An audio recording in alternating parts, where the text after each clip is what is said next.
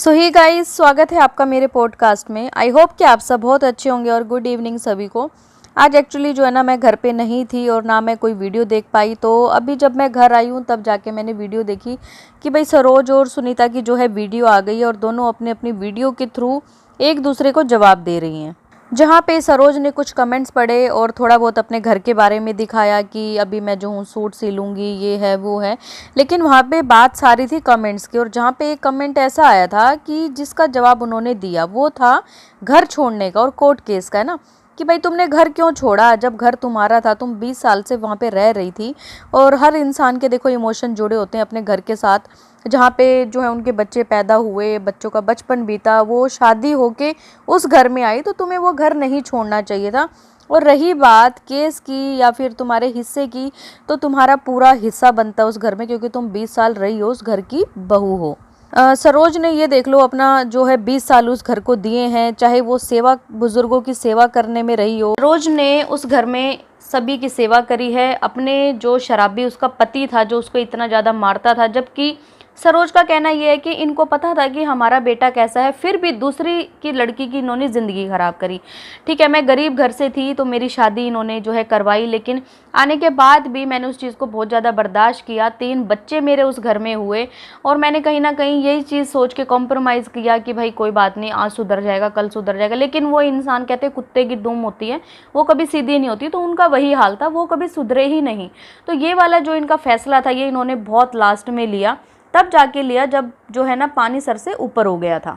और रही बात सभी के साथ जो है कॉम्प्रोमाइज़ करने की, तो वो तो देखो दिखता ही है कि भाई चाहे उसमें उनका देवर हो, चाहे उनकी दोनों नंदे हो, कहीं ना कहीं वो नंदे भी वहाँ के रहती थी। जब उनकी अपने घर से लड़ाई होती थी, एक एक महीना रह के आती थी वहाँ पे, तब अगर कोई पूछे कि कौन करता था, तब सरोज ही तो करती थी, कोई दूसरा इंसान तो वहाँ था नहीं उनकी सेवा पानी करने के लिए, रोटी। और ये चीज़ तो सुनीता ने भी अपने मुँह से बोली है कि जब भी हम जाते तो हमें उठने भी नहीं देती, मतलब इतनी सेवा हमारी वो करती है, हमें बैठे बैठे को खाना खिलाती है। तो सरोज कहाँ से गलत हो गई। और रही बात कोर्ट केस की, तो कोर्ट केस का देखो इसके ऊपर जो है ना सुनीता ने साफ बोला है कि भाई कोर्ट केस तू किसके ऊपर कर रही है, किसने हिस्सा मांग लिया, हिस्सा तो किसी ने नहीं मांगा।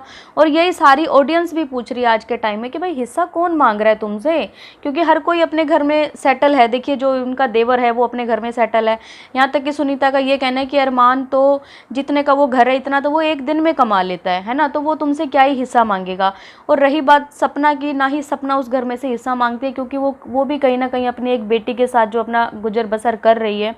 और रही बात सुनीता की, तो सुनीता ने बोला कि मैं तो जहां मैं अपने पहले पति को छोड़ के आई, जब मैंने उससे ही कभी अपना हिस्सा नहीं मांगा, तो मैं मायके में से क्या हिस्सा मांगूंगी, है ना। और रही बात लड़कियों की कि देखो लड़कियां हैं, लड़कियों को कौन हिस्सा देता है ना, पहले तो देखो नहीं देते थे, लेकिन अभी क्या है कि ये वाला जो रूल आ चुका है और काफ़ी सारी लड़कियां भी हैं जो अपने घर में से हिस्सा मांग लेती हैं। और कहीं ना कहीं जो आज की फैमिली है, जो आज के पेरेंट्स है, वो अपनी बेटियों को भी उस जो भी उनका घर या जो कुछ भी होता है उसमें से हिस्सा जो है देते हैं। लेकिन यहाँ पे एक बात यहाँ पे सिर्फ सोचने वाली है कि सरोज ने जो है थाने में जाके और केस किया, और वो केस जो है इनका कोर्ट तक पहुँच गया है। उसकी जो है तारीख भी कह रही थी 1-2 दिन में उसकी तारीख भी है, मैं उस तारीख पे भी जाऊंगी। लेकिन दूसरा पर्सन कौन है, किसके ऊपर आपने केस किया है? अगर वो तुम्हारे हस्बैंड हैं तो भाई देखो, अगर हस्बैंड का तो हिस्सा है ही है, घर में हस्बैंड का है तो तुम्हारा भी हिस्सा है। और उनका हस्बैंड तो देखो वहाँ से नहीं निकलने वाला, वो तो रिहैब में ही पूरी ज़िंदगी रहने वाला है, ये तो देखो इन्होंने कहा था। बाकी सुनीता ने तो यही बताया कि जब तुम उसे निकालोगे तब वो निकलेगा, और जब तक वही बात है कि देखो जब तक ये पैसे देते रहेंगे वो रिहैब वाले उसको जो है अंदर रखेंगे, जैसे ही पैसा देना बंद करेंगे रिहैब वाले भी उनको जो है रिहैब सेंटर से बाहर निकाल देंगे। और पैसों की बात करें, पैसे तो देखो अरमान मलिक ही देता है रिहैब सेंटर की, ये उन्होंने अपने मुँह से बताया है, क्योंकि सरोज की इतनी इनकम नहीं होती कि वो महीने के 15 से 20 हज़ार रुपये सिर्फ और सिर्फ अपने पति को रिहैब में रखने के लिए दे सके। तो भाई यहाँ पे कोर्ट केस का किसी ऑडियंस को समझ नहीं आया, और वो कह भी रही थी कि मैं टाइम आने पे इन चीज़ों का भी जो है जवाब दूंगी कि भाई मैं किसके ऊपर केस कर रही हूँ और मेरा केस है क्या। वहीं पे देखो अपने बेटे की बात कर रही थी कि मैं चाहती हूँ कि मैं गोलू को पढ़ाऊँ आगे, उसने अभी 12th के एग्ज़ाम दिए हैं और कहीं ना कहीं कहीं न कहीं मैं गोलू को कहीं एडमिशन दिलाऊँ ताकि वो जो है पढ़ सके, आगे अपनी स्टडी कंप्लीट कर सके, क्योंकि आपको भी पता है कि स्टडी की कितनी वैल्यू है। उसने सिर्फ़ और सिर्फ 12th की है, उसके बेस पे वो बच्चा क्या ही करेगा। और मेरा भी पर्सनली यही कहना है कि भई चाहे आप कैसे भी करके ठीक है उस बच्चे को पढ़ाओ, थोड़ा-सा टाइम और है आपका स्ट्रगल का। अगर ये बच्चा पढ़ जाएगा, कल को जॉब करेगा, अच्छी सैलरी आएगी, तो फिर कहीं न कहीं आपको ही सुख होगा।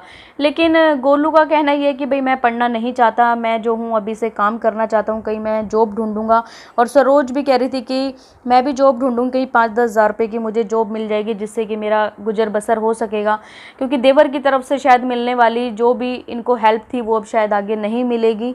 और गोलू के लिए एक एडवाइस ये थी मेरी पर्सनली कि भाई उस बच्चे को आप पढ़ाओ, और साइड बाय साइड अगर मतलब रेगुलर नहीं पढ़ता तो आप कॉरेस्पॉन्डेंस या ओपन से उस बच्चे को पढ़ाओ, और साइड बाय साइड कहीं ना कहीं कोर्स कराओ, जैसे एडिटिंग हो गया या कुछ भी हो गया, इस टाइप की छोटी मोटी जो है जॉब पार्ट टाइम उसको मिल जाएगी, जिससे कि घर भी चल सकेगा और वो साथ के साथ पढ़ता भी रहेगा।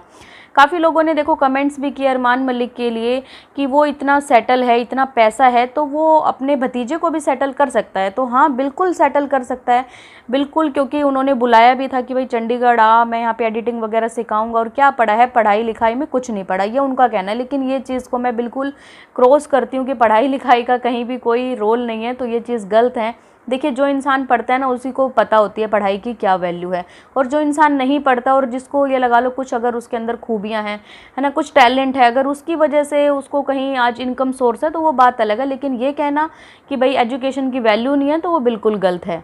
तो बस मैं यही कह रही थी कि वो सेटल कर सकते थे, लेकिन उन्होंने वहाँ से भगा दिया 4-5 दिन बाद। अब उसका रीज़न भी उन्होंने देखो वीडियो में नहीं बताया, क्योंकि जैसा सरोज भाभी ने अपनी वीडियो में बताया कि मेरा बेटा तो गया था लेकिन उन्होंने भगा दिया, है ना। उसके बाद उनकी पलट के कोई वीडियो ही नहीं आई रिप्लाई में, या शायद हो सकता है कि उनके पास कोई ऐसा जवाब ही नहीं होगा अपने भतीजे के लिए कि मेरा भतीजा वहाँ से हमने क्यों भगाया, ऐसा क्या था, या मैं खुद नहीं रखना चाहता था, या ऐसी क्या रीज़न था। क्योंकि सरोज ने जहाँ अपनी वीडियो में बोला कि मेरे बच्चे आज अगर बड़े हो गए ना, कुछ लायक बनने लगे हैं या मेरे बराबर के हो गए, तो लोगों को बर्दाश्त नहीं हो रहा, वो वर्डिंग कहीं ना कहीं उन्होंने जो है अपने देवर के लिए बोली थी।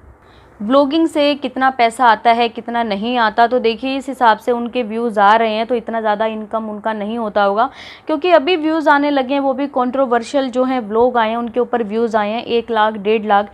इस पे जो रेवेन्यू जनरेट होगा बस वही होगा, अदरवाइज़ तो उनके मुझे नहीं लगता, शायद 15-20 हज़ार 30 हज़ार इससे ज़्यादा व्यूज़ आते होंगे। और काफ़ी लोग ऐसे हैं जो कि अभी यूट्यूब नहीं चला रहे, तो उनको पता भी नहीं होता कि कितना पैसा मिलता है। शायद सबको ऐसा लगता है बड़े बड़े यूट्यूबर्स को देख के कि अरे बहुत ज़्यादा कमाई होती है यहाँ पे, बहुत ज़्यादा इनकम सोर्स है, बहुत अच्छा। नहीं, ऐसा नहीं होता। अगर व्यूज़ आपके लाखों में आते हैं, लाखों में मतलब 5 लाख 4 लाख जैसे अरमान मलिक के आते हैं, तो उनका रेवेन्यू कहीं ना कहीं अच्छा बनता होगा। और वो भी उनके तो आप 5 चैनल हैं कम से कम, है ना, तब जाके उनका रेवेन्यू बहुत अच्छा बनता होगा।